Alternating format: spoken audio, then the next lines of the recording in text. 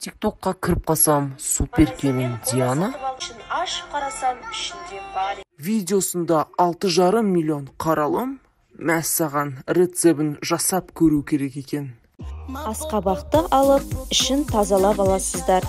Қызып тұрған табаға майды құйып, етті салып, екі бетін қуырып аламыз. 15 минутқа бетін жауып қоямыз. Ет қуырған ыдысқа пияздарымызды салып, қуырып аламыз.